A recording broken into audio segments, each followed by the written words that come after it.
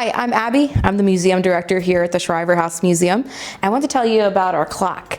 Now this is here in the parlor of the home. This is a clock that was actually donated to the museum a couple of years ago, and it was from a family from Philadelphia. And the gal lover, she was moving out west with her family. She had this clock and the family passed it down from generation to generation, built in 1790. Now the coolest thing about this clock, beyond the fact that she donated it here to the museum because she wanted it to continue for another 100 years maybe, along with this house, was it still works. It had a little bit of work that was done to kind of get it restored and back. But if you could see here, the weights, it still works. We actually change the weights and pull everything up every week so that it still will go off. It goes off on the hour. So if you're ever in here for a Shriver tour and it's right on that hour, most of the tour guides are paused because we want to hear this clock from 1790.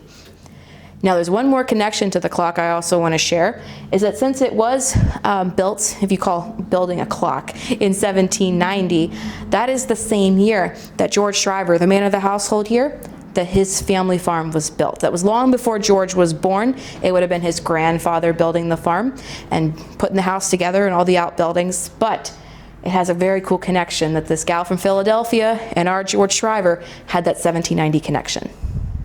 One of the most popular questions I get on tour is about the cat here in Sadie and Molly's bedroom.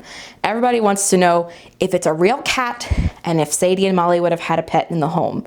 And to answer that, first of all, this is not a real cat. It never was. It just looks really realistic, which is what we're going for. So no worries, this was not a dead animal lying somewhere. This was something that somebody created. But we definitely think Sadie and Molly might have had an animal, and here's why. Food storage in this era was not as good as we have today. We don't have as many pasteurization processes. We don't have as many sealing processes to keep food airtight. So that brings mice. So we definitely would have believed that the Shrivers might have had an animal around to help contain the mice population. I'm sure everybody had a cat somewhere. You know, you ever hear of stray cats or alley cats? That was probably pretty popular back in this era to help keep that mice population down. So for my fellow cat people, we definitely think the Shrivers would have agreed with you and definitely had a cat. This is our sewing machine. Now, Hetty would have had a sewing machine, we believe, because of two things. One, she was very wealthy, one of the wealthiest young women in town. And two, this is something new that she and her family could have installed into the home when they were building it. And she definitely had the money for these furnishings. Now, look at this perfect lighting. This is the perfect place to have a sewing machine. Of course, you need to be able to see what you can sew. This is a Singer sewing machine. They would have been brand new in the 1860 time period, but they cost a quarter of a family's annual income. So if you kind of put that into place with where the Shrivers would have been, you're going to see they are one of our wealthier families here in town. One of the coolest things we have left from the Shriver home was the discovery of all of these artifacts. Now, this is in the back of the gift shop. A lot of folks walk back here and take a look and are trying to figure out what it is we are and what we do. Well, this is a great representation.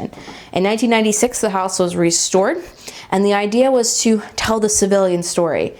But honestly, our former owners, Nancy and Dell, had little to no idea of who the Shrivers were when they purchased the home. So it was like a big treasure trove trying to figure out who lived there and what happened in the home. In the process, we gained the Shriver story, which was incredible. But we also found all these little items that were tucked away, tucked behind walls, behind hearths. The one fireplace had been boarded over, and here to find out, lots of little things had spilled in over the years. Here's a shoe right in the center, piece that they found right in the ceiling of one of the rooms, bringing the family good luck, or so they hoped, for their new home. And lots of other items, Civil War artifacts here, like bullets, medical supplies, and that kind of thing. Also really unique, and one of my favorite artifacts are actually the eyeglasses here that we got from one of Hetty's relatives. The lady of the house, Miss Hetty, she actually wore these at some point in her life, and we have one little small touch from the Shriver family that is still left behind. So these are items we actually got from one of her relatives. So it's kind of a cool little capsule of things, anywhere from the 1860 time to toys to the 1960s, from the house was abandoned. These are all things from generations ago, different little stories. Every little piece has a story. We don't know much of it, but we have them here left to tell the tale.